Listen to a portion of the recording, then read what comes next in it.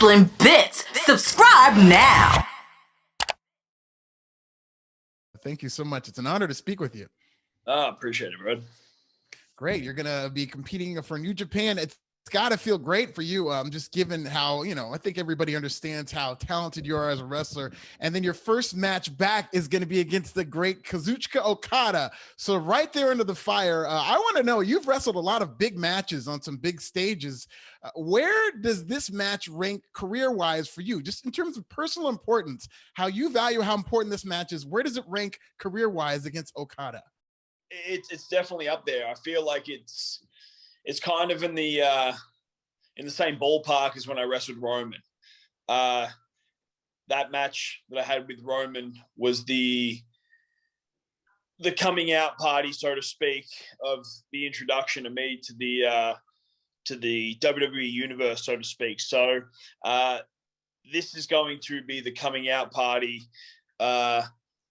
outside of that, to introduce me to the people that don't know or haven't followed my career in WWE. So it's definitely up there. I feel like that I am a better performer when there's less, when there's less build up to it, like less pressure and whatnot. So I'm just going to go out there, do what I do best and tear it up. I don't think there's any bigger match that you can have in a debut in New Japan Pro Wrestling. So I wanted to swim with the whales, and they gave me the biggest whale they could find. So very excited, and I'm there to prove myself and show the world what I can do outside of the WWE walls. And you're now competing as Buddy Matthews instead of Buddy Murphy's. Character-wise, what is going to be the biggest difference, if any, between Buddy Matthews and Buddy Murphy? So in my career, obviously, I've had different variations of the character, being a disciple and then being a guy that dropped weight to compete in a particular division, and before that I was a tag team performer. So basically what I bring to the table now is bringing all those things that I've learned over the 8 years that I was with the company, and then the years before that, all coming to one. So I'm not 205 pounds anymore. I'm a lot bigger. I've brought back the throwback shorts because, that was a pivotal point of my career in 205, was when I kind of stood out on my own. So I've brought everything that I've kind of learned on the journey into one package. So back in the WWE in 205, I had a chip on my shoulder to prove myself, and that chip has only got bigger. So expect a lot more, a bigger, more intense, and a more driven Buddy Matthews going forward. I'm so glad you brought up your throwback shorts. My next question was going to be about your ring gear. Now, when you say throwback shorts, just so we're clear, are you talking about the tights that are kind of frayed? Yes, sir. Yes, I've always been a big fan of that in terms of your ring gear. So I do want to know, do you have any influences in terms of who you fashion your gear, like who you liked in terms of ring gear, or is this something that's your own personal creation when it comes to you stylizing your ring gear?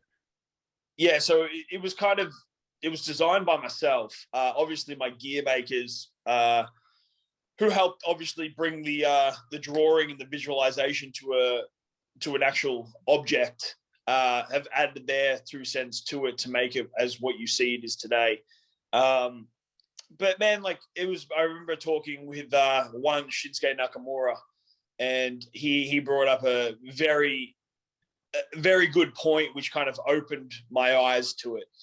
He said that when you have a casual fan and families that come to these events and watch us, especially a casual fan, they're not going to remember our names because they're not familiar with the product. They're just there to follow their family. They enjoy the show, hopefully, and then on the drive home, they generally kind of recap the show, right? So Shin said they're not going to remember his name. Shinsuke Nakamura isn't the easiest name to come off the tongue, but they can also describe him as something, right? The guy that wears all red. Right. And that kind of triggered something with me. Okay, So what's my description word to a casual fan when he's driving his family home from an event? The guy in the ripped up shorts. Okay, now I've got a description word that they can talk about me. Might not remember the name, but definitely remember the look. So that was something, but it was also like no action figure has had torn shorts before. So it was just all about having my own, something unique to myself. The action figure, you see torn shorts, everyone thinks of me. A lot of gear makers even say that they get multiple hundreds of like quotes on how much for Buddy Murphy style shorts. So when gear makers are saying like, you know, you've created a style that people are trying to emulate your style, you know, to me, you've hit something out of the park and you found something that stuck. So that's why I brought them back. I'm the guy with the shorts and a unique pair. So plus, you know, man, I think they look pretty cool. They do look really, and I think it sounds like you should put a trademark on torn shorts. You should just be the guy with torn shorts. You need to be trademarking these. Torn shorts guy. That's the new character. Now, I want to go back to something you said earlier in terms of how you feel more comfortable wrestling if there isn't such a buildup. But at the same time, I've heard you talk about behind the scenes what went on with your various storylines. And from that, I gleaned that it could have benefited from more long-term storytelling. And I'm sure that's something that you would have appreciated more. But what is it about WWE that you think maybe prohibits them from being able to tell more longer-term stories? That's a good question. I just think that it's such a machine and it's so moving that, you know, generally in a movie, right? Any movie that you watch, it's never like an action movie. Let's use an action movie, for example. It's not explosions and bombs going off and guns getting shot the entire 2.5 hours. You have to have dips in it. And I feel like that was probably their thing, that they never wanted to have dips. And those slow points to kind of let it kind of sit and let people digest. It was constantly move. When things sometimes need to just kind of sit there and let you digest. If I kind of gave you a rundown of like my stories and give you the dot points, you're like, oh, that happened. That's awesome. It sounds good. But when there's weeks and weeks or something, you know, a lot of disconnects, the story doesn't get put together how we actually view it, right? So everyone has a different perspective on everything. The way I view myself is completely different how you view me. That's with everything. So I just feel like they don't let stuff sit there and move progressively. It either sits in the same spot and it's on repeat and we get over it, we get bored of the situation, or there is no sit and it's like, all right, we're going to do this. And then when you think that it's about to get to the big explosion, it's not. So it's like in a movie reference, it's like, you know, we start off with the big bang at the start and the bad guy dies halfway through the movie. You know what I mean? And then it doesn't go anywhere, right? And then you're like, what? I thought it was going to go. You thought, but that wasn't the plan. You know what I mean? So, right. So I just think, and it's like, you know, you go back to wrestling, like when I fell in love with it in like 98, 99, like I was hooked. I was just a little lad, just, you know, loving it. It's not the same, but that comes with social media and it being so accessible now. Like it makes it hard when it's on so many platforms and it's just a different time. So, and I'm against it too. If I buy something on Amazon, guess what? I want it there today or tomorrow. I'm not waiting. Like, so I'm like that too. So when you have, you know, younger guys than me or younger kids, they want stuff instantaneously and it needs to happen right then and there or they're not interested. So I get why they probably do stuff, but it's just not my cup of tea. I would rather a nice set pace and accelerate when we have to and draw back when we have to. But there's no formula to that. It's just, you know, it has to be eye-catching and intriguing. So I don't know if that answers your question. It's just definitely does. Yeah, that's great. Very thoughtful answer, buddy. I really appreciate that. Have you gotten the chance to watch wrestling during your time off of any kind? Yeah, so I keep up to date with it more so now. I've done multiple interviews, and I feel like it gets a little lost in the shuffle when I say it, because I don't mean it in a bad way. I feel like I'm not like a diehard watch everything, because I feel like it's unhealthy for myself. I just need to balance real life and work, because a very it became a job, right? And you don't bring work home is something that I've always kind of lived by. So it became work, so I didn't really want to bring work in. But now, obviously, I'm being in a little free agency zone, so like I got to ponder into stuff. I'm watching some stuff, not oversaturating my mind with it, because I don't want to kind of cook myself with it. I want to be excited. If I watch something, I'm intrigued and I can put it down. If I binge watch, I don't want to watch anymore. So I'm just trying to keep a nice little, ride the line. Not too much, but definitely keeping up with it. And if someone, highlights, or I hear something good, I'll check it out. And that's the same with everything. It's the same with when I watch UFC. Like, I can't watch the whole thing, but I'll watch the main card or the prelim. So just watching too much, I feel, is going to work against me. Right. Now, we're in a weird time when it comes to pro wrestling, where there's all, you mentioned the free agency and all the free agents who are out there. There's all these different classes, for lack of a better term, of free agents, it seems, every 3 months that are getting released, in addition to what's happened in ROH. When you look at this happen, particularly with WWE, these free agents and these releases, knowing what that's like, how do you feel seeing this happen? Is it more disheartening for you seeing this from your perspective? Maybe you find encouragement throughout the fact that you now have people who you can confide in. What do you feel when you see more and more people getting released? It's tough. It sucks that people, lose their livelihood and whatnot. But like even when I joined the company 8 years ago, like, everyone gets fired eventually. You know what I mean? Right. Austin was fired. Hogan was fired. Like, you know what I mean? Everyone gets fired eventually. Obviously, we want long lasting careers and to set ourselves up, and you know what I mean? And like, at the moment, it's probably happening. Like, you kind of look at the board, and they've kind of hoarded everyone, and then they're throwing everyone out at once. So that sucks in it. But you know what I mean? Whether everyone's getting fired one day. It's just, you know what I mean? But at the same time, it's happened to me, and it was like a weight off my shoulders. I was excited for the future. I can finally do stuff that I want to do, man. I haven't been home to Australia in 3 years, like, because I couldn't get time off. And it shouldn't be that way.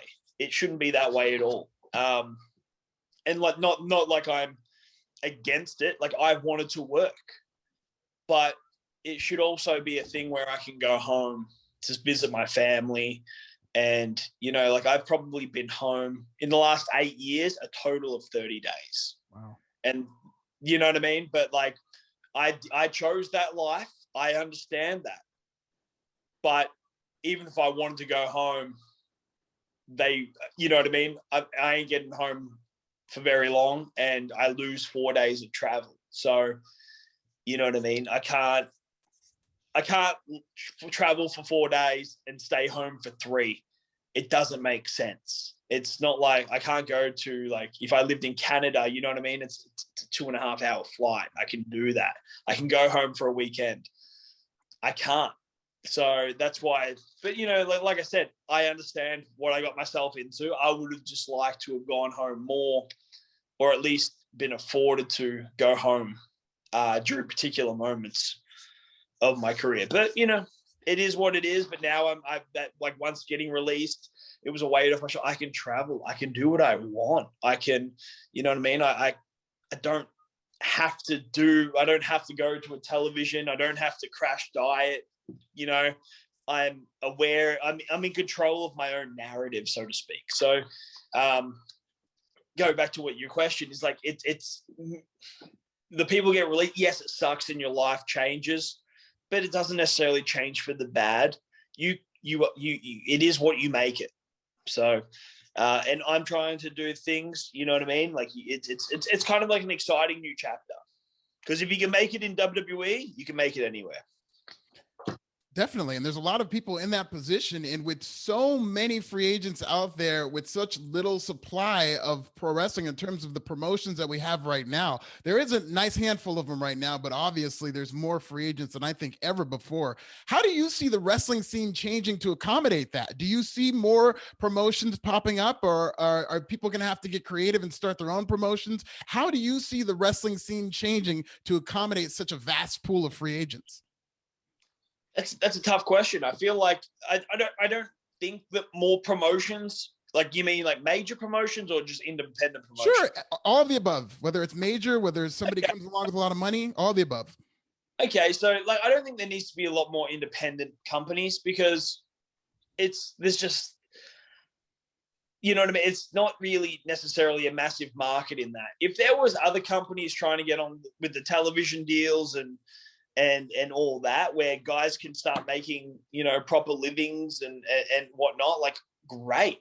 I think AEW is doing awesome. The fact that they're kind of giving these talent an extra, you know, place to work, and you're giving, like, the beneficiaries out of all of this are the fans. Like, they're getting, you know, 2 wrestling promotions, you know, and they're pretty different when you look at them from afar. So, you know what I mean? They're getting the best part out of it. So if another one opened up that was going to do like following like the AEW thing and have like their own different style, like, you know, and it gives some guys some work, and we can get some new guys that people haven't seen some spotlight to kind of build wrestling up in general, like just make wrestling kind of what it was when I fell in love with it. But,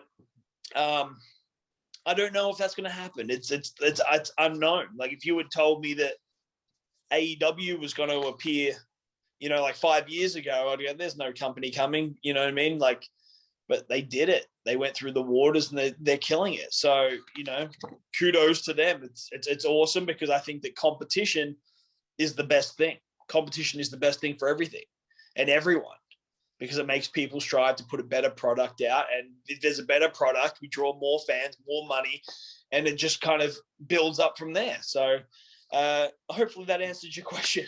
You did. No, you're doing a great job answering these questions, buddy. A final question. I remember you talking about and kind of teasing that you're going to have some new entrance music that's going to kind of tell the story of your life. I'm very intrigued by this. Can I get an update? Is this entrance music complete? What genre of music are we talking about?